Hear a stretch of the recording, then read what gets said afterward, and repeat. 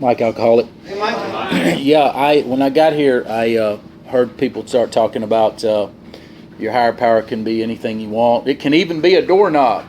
And but I'm here to report that I had to be real careful on that because I heard a doorknob will turn on you. I mean, you know, so I have to use a certain amount of common sense with some of this stuff. You know, when I think about this being a spiritual, not religious program, I can't not mention in the 12 and 12, it really explains a lot for me. On 28, it talks about people of religion claim to have proof of the existence of God.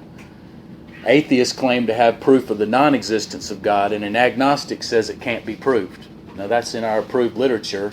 I've seen a lot of people claim on both of those extremes, but I've never seen them produce any proof, because our book talks about visual proof as the weakest proof. So I've often pondered why they called it we agnostics after they'd already recovered and had a spiritual awakening. Is because it's not about proof, it's about looking for evidence. And not outwardly in the world, because I can look a couple of places and go, man, if there is a God, why did he let that little girl get shot by a drive-by?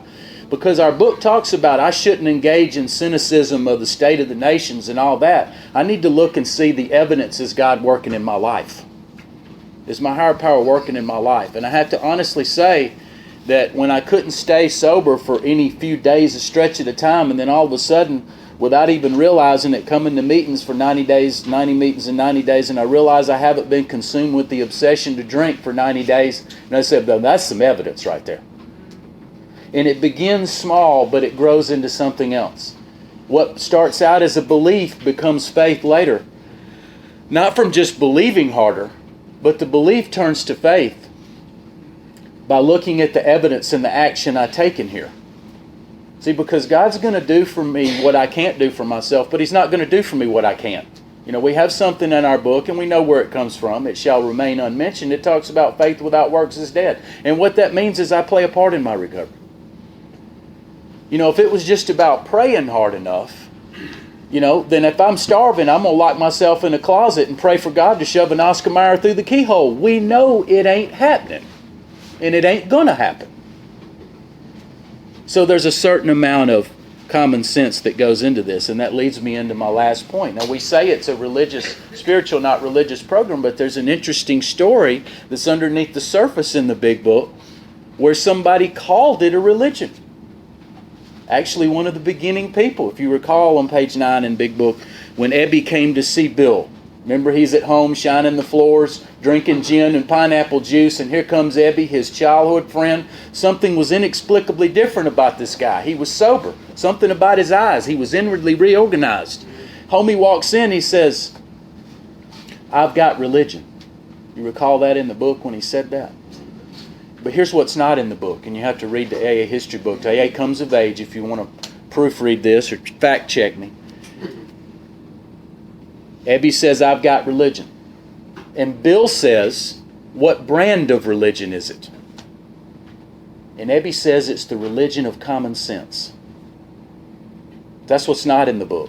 And why is that important? Because, see, sometimes I need to know these stories underneath the surface to connect dots that I didn't even know was a dot. Because I look on page 13 in Bill's story, and then he says what Ebby had just said to him. He says, my common sense had thus become uncommon. I always wondered why he said that. Now I know. Because of what Ebby said. And there was Bill, drunk as shit, and here comes Ebby talking about the religion of common sense. So Bill had to say, and I have to say, well, my best thinking got me where I'm at. Maybe my common sense needs to be uncommon as well. And what is the religion of common sense? Let's be clear what this is. The religion of common sense is just what I've been saying.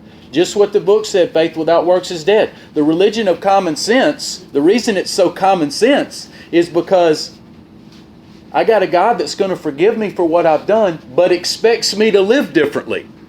Right? He's just not going to wash me white as snow and keep me that way without my cooperation. That happens to be on 65 in the 12 and 12. It says, this must be things I must be willing to work toward myself. So God's sitting there looking at me. I've given you the good orderly direction. I've given you that voice that you've had all your life, even when 1984, when you were breaking in that house to steal that money, to get some more alcohol, there was a little voice that said, Mike, this is not a good idea, buddy. I don't know if any of y'all have that voice. I have a sneaking suspicion you have. You all have it, unless you was one of them kids that would bury cats up to their head and run over them with a fucking lawnmower. Okay? Them motherfuckers don't have that voice, okay? They never had it. But I'm telling you, I'm here to report that I've had the voice. What I'm saying is, and the reason I'm mentioning the voice is because I had another voice that spoke louder. And that was my lower power. It said, fuck that. We're going in there and we getting ours. What this program gives me a chance to do is listen to that voice that's always been there. And not just hear it, but heed it. If somebody's already mentioned, the book talks about the fundamental idea of God is deep within us. That means that little voice has always been there. I've just never listened to it. I've heard it, but I never acted upon it. Now, the religion of common sense is so simple because this is a disease I can't pray away. It's what am I willing to do with God's good orderly direction in tandem. Because like I said, God's going to do for me what I can't do for myself, but He's not going to do for me what I can. And He's sitting there going, what are you willing to do, buddy? I know you want me to do it all. But today I'm willing to do a little bit of effort, and it's so much less compared to what I had to do to stay out there. Let's be real with this deal. You know, I want to put in perspective a sponsor asking me to read the first 164 pages. What a fucking drag. I don't like homework. Think about the effort I had to do when I was out there compared to reading a few pages. Good Lord. I need to really be spanked at some of the ridiculousness that I came in here thinking. And I can look back on it, and that's called a transformation.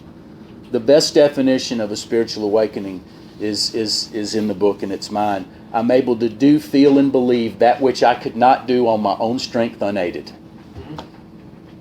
I've had a spiritual awakening as the result of these steps, and I'll pass.